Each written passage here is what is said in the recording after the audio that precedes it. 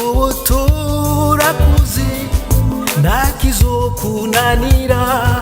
Yesu turagukunda wanesheje abansi iwawe bari bavuze ni ubimana ubitwereke irutuve mu minwe wabahinyuje unesha urupfu mu kwigarura mu bapfuye shitani umwasi wacu yari yatuboshe Yesu arayiganza shitani umwasi wacu nikibasha kumara abantu umusaraba wa Yesu Kristo wadukijije wadukuye mu kabi tuzokunda tuzowibuka niwe uzotujana mw'ijuru